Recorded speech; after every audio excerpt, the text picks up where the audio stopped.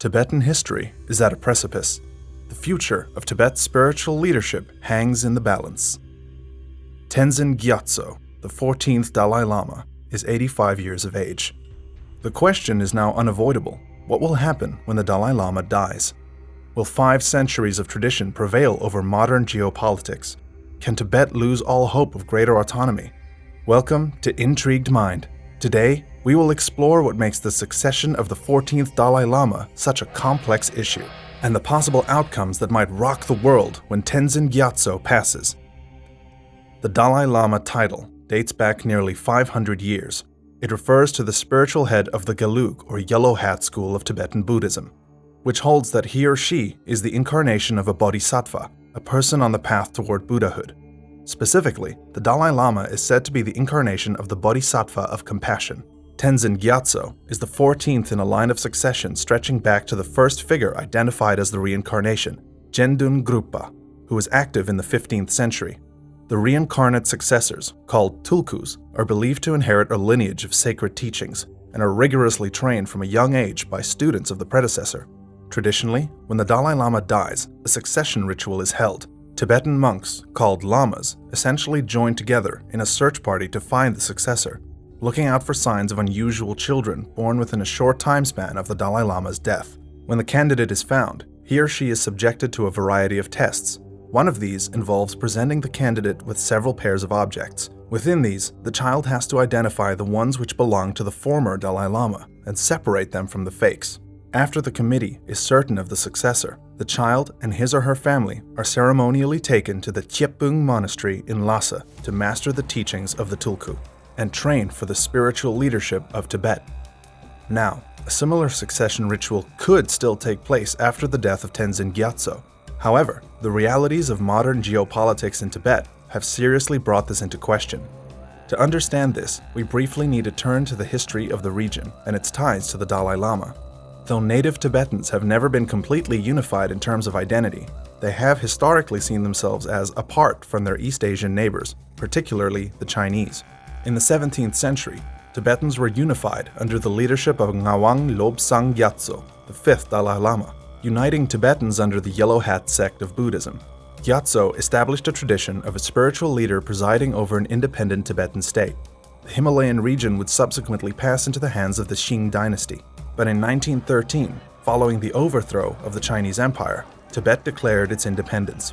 It retained its autonomy until 1951, when Tibet was occupied by Communist Chinese, before being forcibly incorporated into the People's Republic of China.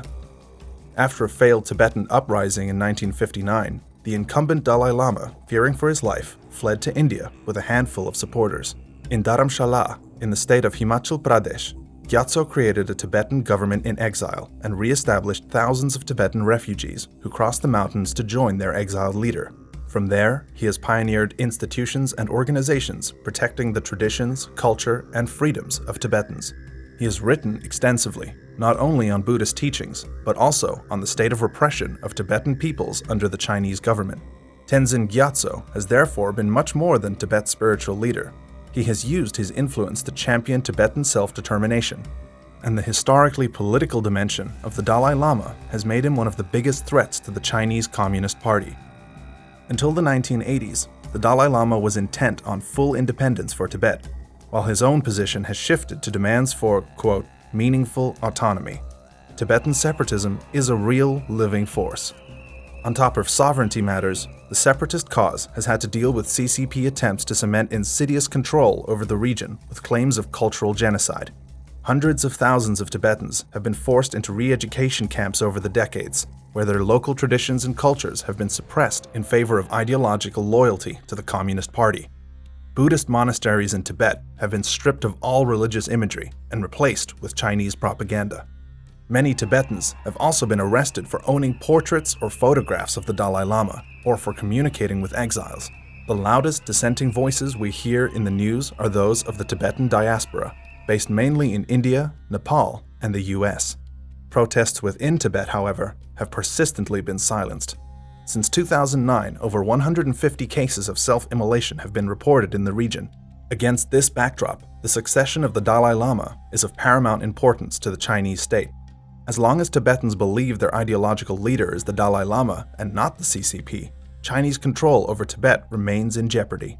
And should the next Dalai Lama also champion self-determination for Tibetans, even if they possess just a fraction of Tenzin Gyatso's current popularity, China's suzerainty would remain under threat. For this reason, the Chinese government has chosen to meddle in the succession crisis. In 2007, it presented, quote, management measures for the reincarnation of Tibetan Buddhas. According to the document, reincarnates must be approved by government authorities. This was not the first time the CCP had interfered with the mystical reincarnation process. In 1995, the Dalai Lama recognized a 6-year-old Tibetan boy as the reincarnation of the Panchen Lama, another senior tulku in Tibetan Buddhism.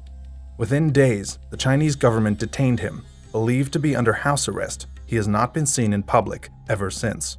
Similar concerns have arisen ahead of the impending succession crisis. Experts believe the government is presently grooming a handful of lamas who are loyal to the state, and fear that when the Dalai Lama dies, the government will claim the successor was personally appointed by His Holiness, or is his legitimate reincarnation. China has also been accused of trying to tighten its grip over the region. Critics have pointed to matters ranging from state campaigns encouraging mass migration of Han Chinese into Tibet, to the pouring of millions of dollars into the renovation of monasteries and other religious sites. Besides government investment in tourism, this has been seen as a way to secure popular loyalties, presenting the government as the defender of Chinese Buddhists, despite officially being atheist. China has also invested an estimated $97 billion into Tibetan infrastructural projects, building new airports and highways across the gargantuan Himalayas.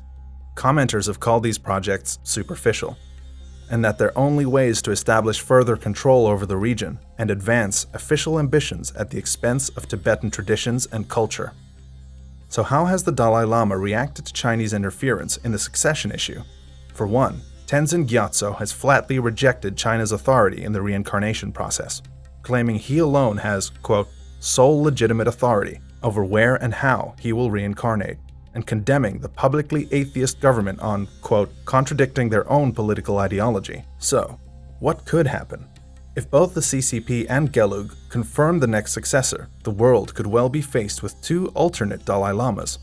The repercussions this could have on China's diplomatic relations, Tibetan sovereignty, and even the unity of Tibetan Buddhism are almost incalculable. There are already divisions between Tibetan people, divisions the CCP could well exploit, it is believed. But if the Chinese-approved Dalai Lama will likely be a puppet, who will Tenzin Gyatso's successor be? Well, Gyatso has suggested the possibility that there might not even be a successor.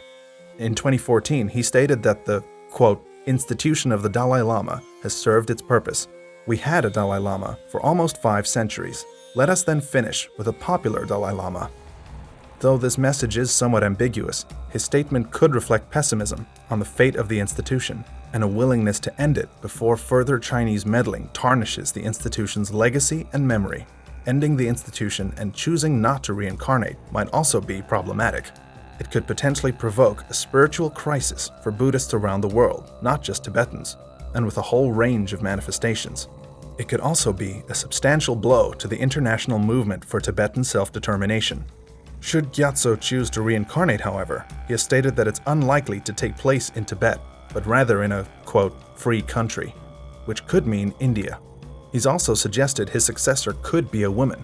If the Dalai Lama breaks with the traditional search committee in light of the state's planned intervention, 2 other possibilities exist. One is an appointment through a senior council of Tibetan monks, similar to how the Pope is ordained. Another is through emanation, where the Dalai Lama transfers his sacred title and tulku while still alive. This is not necessarily passed on to a single person. The Dalai Lama could emanate into the bodies of several people simultaneously, and the world could be faced with far more Dalai Lamas than just the communist-backed and authentic spiritual leaders. Gyatso has stated that when he turns 90, he will consult with Tibetan lamas, officials, and people to reevaluate whether the institution will continue. He said he would leave clear instructions for his followers on how to proceed. In the meantime, he claims he will not die anytime soon. He has had visions, he says, that he will live to 113. However, with sporadic health alarms causing the world to hold its breath, the matter of his succession disquietingly looms over the international community. His passing will be a tragedy, but his fate has geopolitical as well as spiritual implications. It's not merely about one man. It's a civilizational clash over Tibetan rule. For more videos on the most amazing forgotten parts of our history, be sure to subscribe to the Intrigued Mind channel. Like the video and leave your suggestions in the comments below.